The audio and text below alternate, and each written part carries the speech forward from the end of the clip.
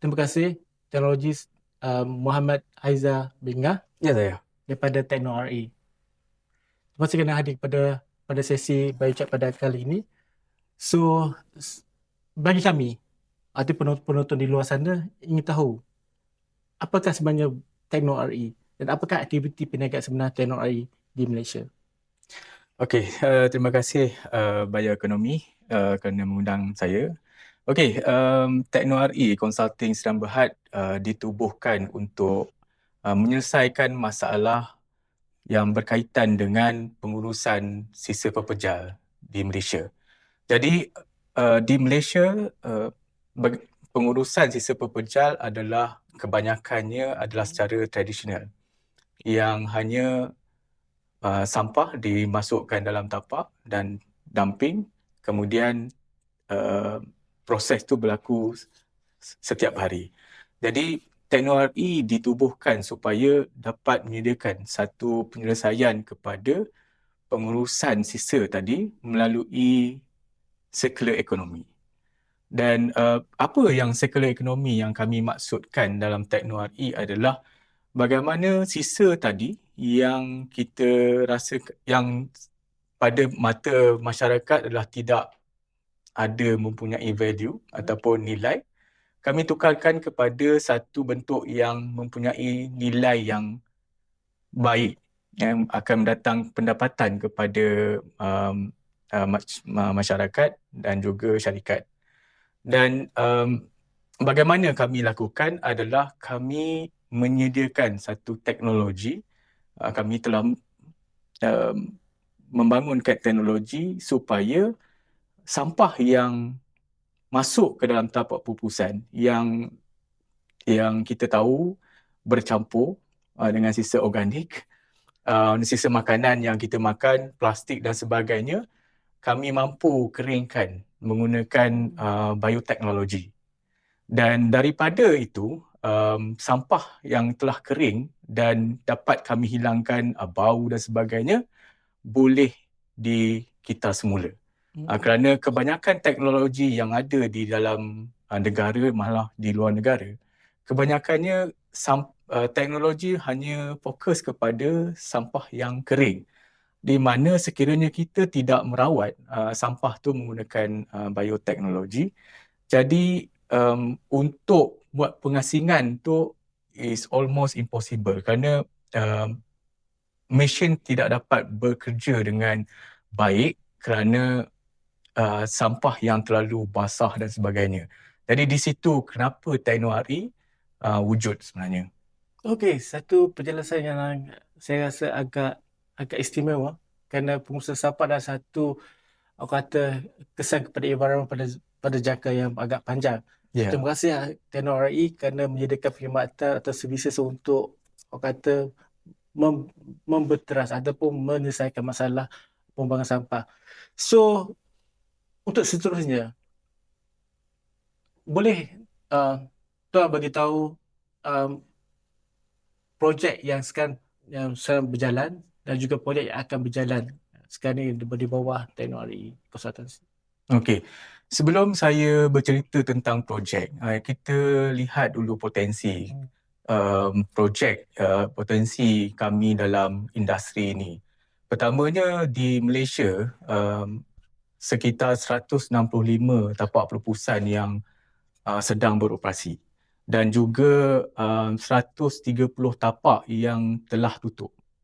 Jadi demand ataupun keperluan untuk penyelesaian kepada 165 tapak pelupusan ni adalah sangat tinggi.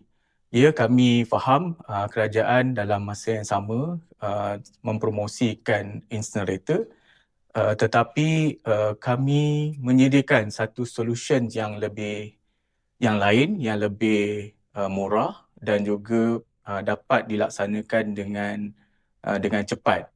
Jadi sepanjang Tekno RE ditubuhkan, kami telah melaksanakan beberapa projek pilot yang kita mulakan dahulu daripada di Kuantan Pahang. Kemudian kami buat di Kuala Terengganu, di Kelantan dan juga kami juga terlibat dengan beberapa pilots yang dipunyai oleh rakan-rakan ataupun concession partners yang mempunyai hasrat yang sama untuk menjadikan pengurusan tapak pelupusan ini lebih baik. Jadi daripada 4 pilot yang telah kita laksanakan bermula daripada tahun 2020, sebenarnya kami mulakan dengan agak sukar. Oh, okay. Sebab kami permulaan projek kami hanya kita mulakan just before COVID-19. Okay, so oriented. Jadi COVID-19 pada waktu itu apa yang berlaku telah menyebabkan projek kami telah delay. Tetapi COVID-19 juga membantu kami kerana daripada COVID-19 tadi permintaan materials yang kita akan hasilkan daripada pengurusan tadi sebagai contoh plastik dan sebagainya meningkat. Memandangkan kerana kos untuk import plastik daripada luar negara telah meningkat disebabkan oleh kenaikan kos logistik. Dan kami juga melihat COVID-19 suatu yang baik untuk kami sebab ia juga meningkatkan kesedaran masyarakat bahawa kita perlu bergantung kepada lokal domestik, memandangkan kebanyakan negara contohnya Eropah dan sebagainya telah menyekat materials yang mereka produce tadi masuk ke Malaysia. Jadi di situ itu peluang kami lah. Jadi persoalan tadi bagaimana di mana projek sebenarnya? Sebenarnya kami sedang fokus ke dalam beberapa negeri. Yang pertamanya adalah di Kuala Terengganu. Kuala Terengganu. Dan juga dan di Kelantan lah kan.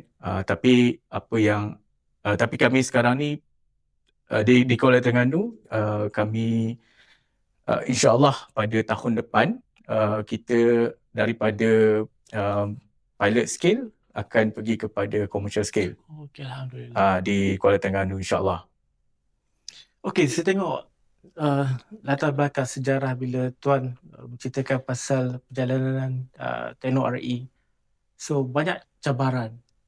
Boleh kata share ataupun kongsi dengan para penonton apa cabaran yang sebenarnya bila Tekno RE ditubuhkan dan berjalankan fungsi sebagai syarikat yang memulihkan balik environment, khususnya di tempat pembuangan sampah.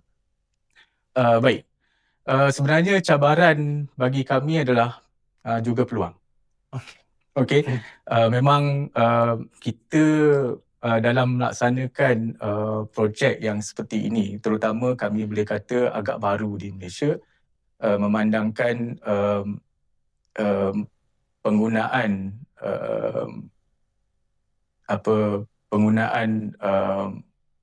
ataupun pelaksanaan projek-projek yang lebih memerlukan investment yang lebih besar tu lebih mendapat perhatian daripada kerajaan, terutama seperti incinerator dan sebagainya. Tetapi kami masuk ke dalam bidang ini di tengah-tengah masyarakat ataupun di tengah-tengah situasi di mana pengurusan sisa pepejal ataupun dalam konteks circular economy mula mendapat perhatian daripada kerajaan juga. Jadi di situ kami melihat cabaran pertama adalah kami perlu meyakinkan kerajaan bahawa projek seperti ini akan mampu untuk menjadi satu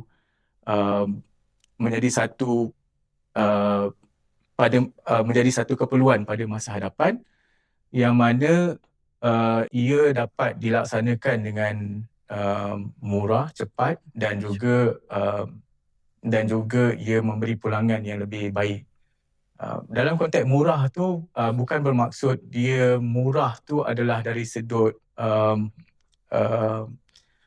nilai duit. Okey. Tetapi murah tadi adalah daripada sudut bagaimana kerajaan sekiranya terpaksa membelanjakan duit dana kerajaan untuk membangunkan sebuah incinerator dan juga sekiranya kerajaan memerlukan pembangunan teknologi yang mungkin lebih mahal berbanding dengan apa yang kami buat, kerana apa yang kami bantu kerajaan ataupun kami sediakan adalah teknologi yang pertamanya kita menggunakan local solutions. Pertamanya kita punya biosolutions yang kita bangunkan secara lokal. Walaupun kami pada peringkat awal kami belajar daripada luar negara, sebagai contoh daripada rakan kami daripada India dan sebagainya. Tetapi daripada itu kami bangunkan teknologi ini daripada lokal, kan, supaya ia memenuhi keperluan solutions yang kami perlu sediakan. Contohnya sampah di negara luar mungkin tak sama dengan negara kita. Jadi ia lebih sesuai. Malah kalau kita sebut tentang byproduct sebagai contoh kompos tadi, jadi mungkin ia lebih sesuai dengan environment di Malaysia. Jadi dan selain daripada tentang challenge kita dengan fokus kerajaan, kita juga melihat dan kami rasa challenge yang lain yang kami perlu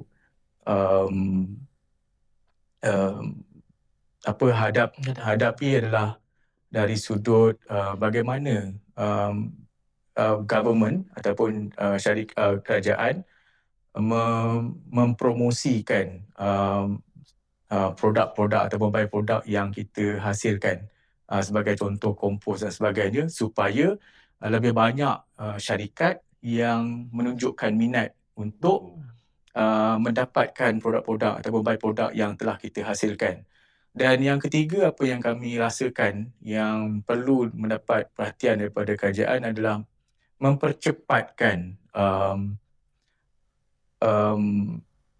ekosistem, sebagai contoh carbon credit dan sebagainya. Jadi di situ sebenarnya akan membantu kami dan juga supaya dapat meyakinkan para pelabur, supaya mereka merasakan yang projek seperti ini adalah satu projek yang bukan sahaja menyelesaikan masalah alam kita, tetapi memberi benefits yang lain. Sebagai contoh, mereka memerlukan carbon credit sebagai contohnya. Ini adalah satu value yang kita rasa sepatutnya dapat dinilai oleh kerajaan dan juga investor. Tapi ekosistem tu perlu diberi satu bentuk yang lebih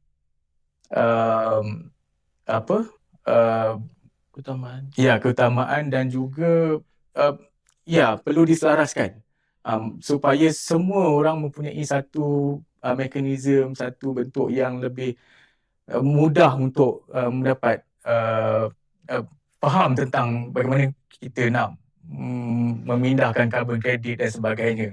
Itu antara cabaran lah yang kami rasa dalam bidang kami ni. Along the way, insyaAllah kita harapkan supaya segala cabaran ni dapat kami dapat diatasi lah pada masa depannya. Tuan Haiza, boleh jelaskan apakah bentuk insentif ataupun bantuan yang diterima oleh TNRE sepanjang tempoh perniagaan ataupun bisnes, Tuan? Okey, saya rasa terlalu banyak yang kita telah terima Pertamanya, kami mengucapkan ribuan terima kasih kepada Bioekonomi, Terima kasih. satu agensi di bawah Musti, kerana dengan adanya Bioekonomi ini, kami pertamanya akses kepada agensi-agensi yang lain. Dan yang kedua, program-program yang telah dilaksanakan oleh Bioekonomi juga sangat membantu kami, terutama dalam kami nak menyediakan syarikat kami ini untuk keluar daripada just penyedia penyelesaian, tetapi ke lapangan. Maksudnya menyediakan penyelesaian itu di lapangan.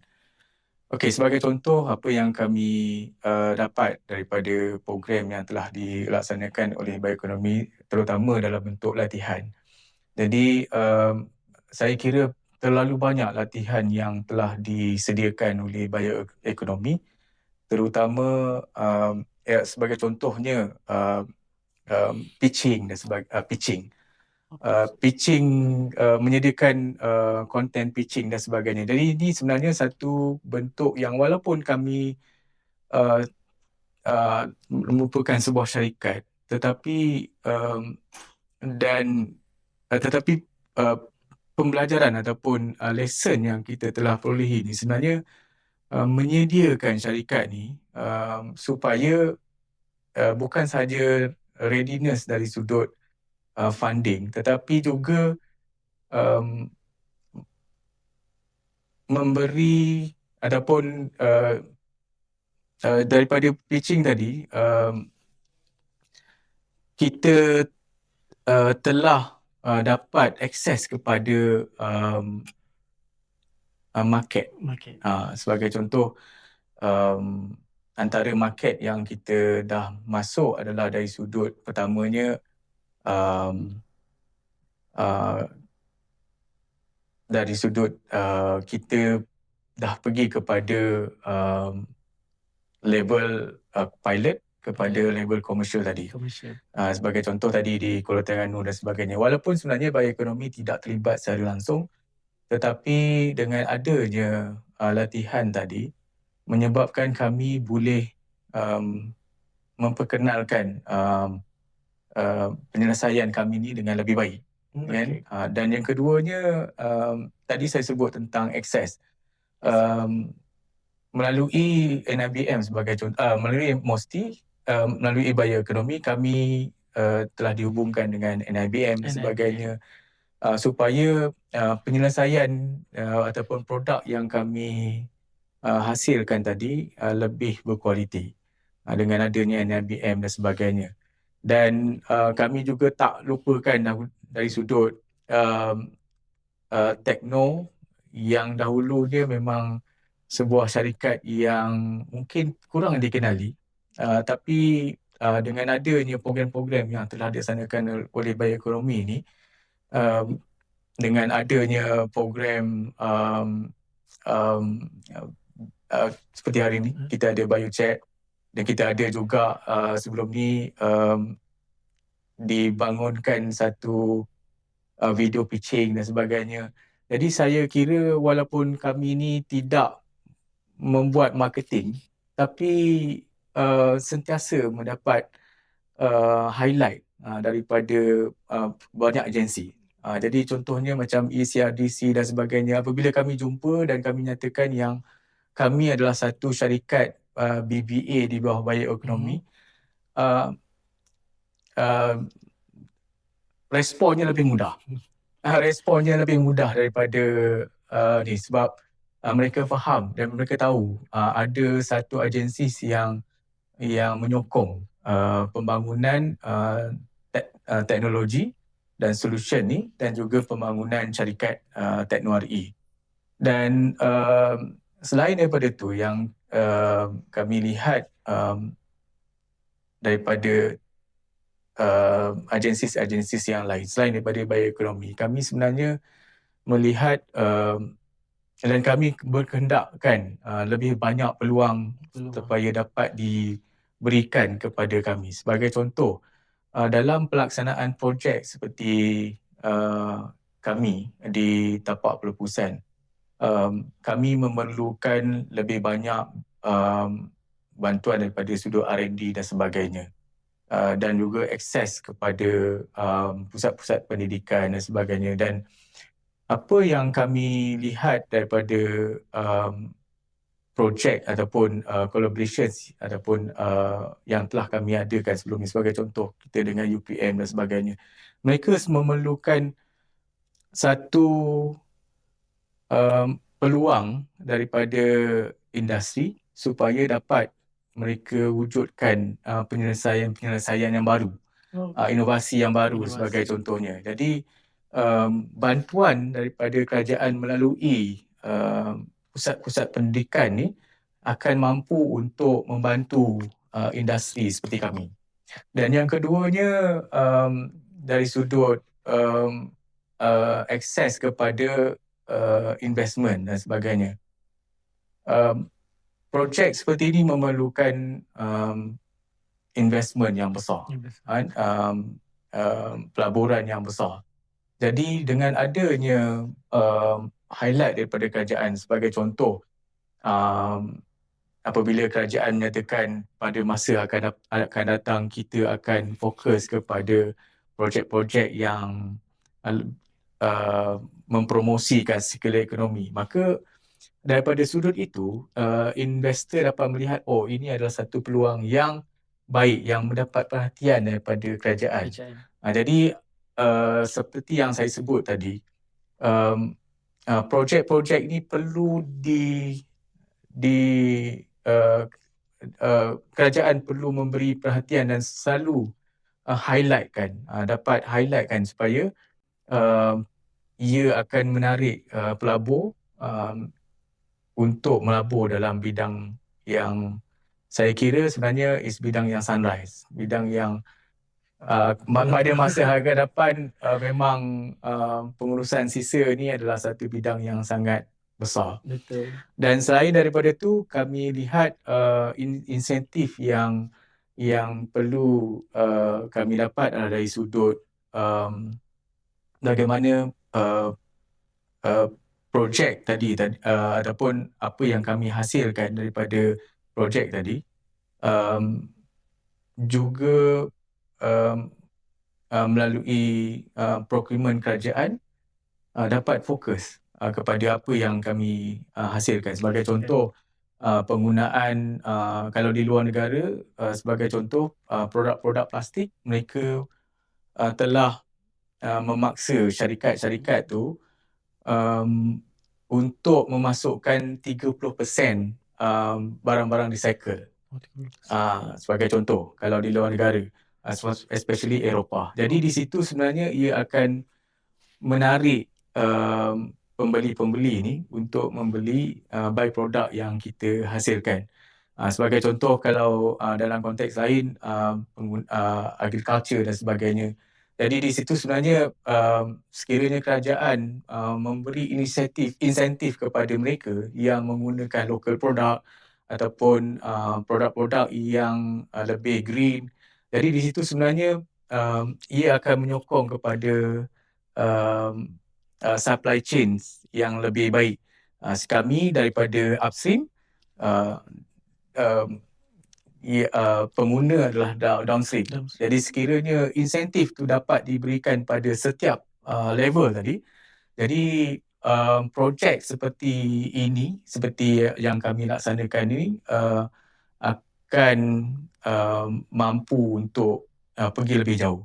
Jadi persoalan tadi, apa insentif yang kami dapat tu memang itulah tadi bioekonomi, daripada bioekonomi tadi sehinggalah kepada agensi lain. Okey, terima kasih. So daripada sesi ini kita dapat lihat daripada awal cabaran dan juga bantuan atau cadangan yang telah dijelaskan pada sesi ini, saya tengok adalah satu, orang kata, memberi peluang kepada both parti, daripada pihak industri dan juga pihak kerajaan. So sebagai penutup, apa kata-kata terakhir untuk Tuan Azhar untuk, orang kata, share ataupun untuk kongsikan kepada penonton Baicek pada hari ini? Okey. Kepada penonton BioChat hari ini, apa yang saya nak kongsikan, pertamanya jangan berhenti untuk menyediakan penyelesaian yang baik, kerana walaupun mempunyai cabaran yang sukar, tetapi seperti saya sebut tadi, cabaran merupakan satu peluang. Okey, saya juga sebenarnya nak mempromosikan TeknoRE juga sebenarnya, supaya masyarakat faham penyelesaian yang kami sediakan ini bukan semata memberi peluang atau kepada syarikat, tetapi memberi peluang kepada pelbagai industri, startup dan juga industri yang media. Sebagai contoh, byproduct yang kita akan hasilkan, sebagai contoh kita punya projek, sekiranya kita boleh expand projek kita pada tahap yang besar, sebagai contoh 1,000 tan sehari proses.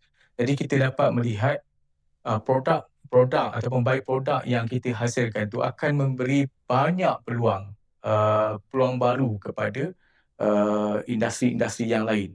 Sebagai contoh, penggunaan plastik untuk dijadikan nafta, untuk dijadikan diesel, untuk dijadikan bahan chemical yang lain, dan juga sebagai contoh kompos tadi. Mereka boleh datang sebagai pemproses kompos ataupun membangunkan tapak-tapak agriculture yang baru dan sebagainya. Dan dalam konteks lain sebenarnya, dan projek ni juga akan menggunakan ramai tenaga kerja. Jadi di situ sebenarnya akan mampu untuk menarik peluang pekerjaan kepada masyarakat. Jadi di situ apa yang saya nak kaitkan tentang saranan saya tadi adalah ataupun promosi syarikat tadi, kami memerlukan ramai partners untuk menjayakan projek ni, sebab kita tak akan mampu untuk laksanakan bersendirian. Seperti yang saya sebut tadi, kita ada 165 tapak perusahaan. Jadi tak mungkin kami sebuah syarikat yang kecil dapat menyelesaikan semua menyelesaikan masalah di semua tapak-tapak perusahaan. Dan malah kami juga tak boleh daripada upstream sampai ke downstream tu kami laksanakan secara bersendirian. Kami memerlukan ramai partners untuk bersama-sama dengan kami untuk membangunkan projek yang saya sebut tadi, ataupun kami panggil SMART, Sustainable Sustainable Material Advanced Recovery Biotechnology, SMART. Jadi di situ sebenarnya SMART tu adalah satu nama yang kami pilih, nama pun SMART kan, ataupun nama panjang saya sebut tadi, supaya ia bukan hanya datang daripada satu penyelesaian. Dia sebenarnya datang daripada pelbagai penyelesaian digabungkan untuk menyelesaikan satu masalah, iaitu masalah pengurusan sisa pekerja di Malaysia. Itu saja. Okey. So, penonton, 165 tapak pelupusan TeknoRE Tuan Cik Azhar. Terima kasih. Terima kasih.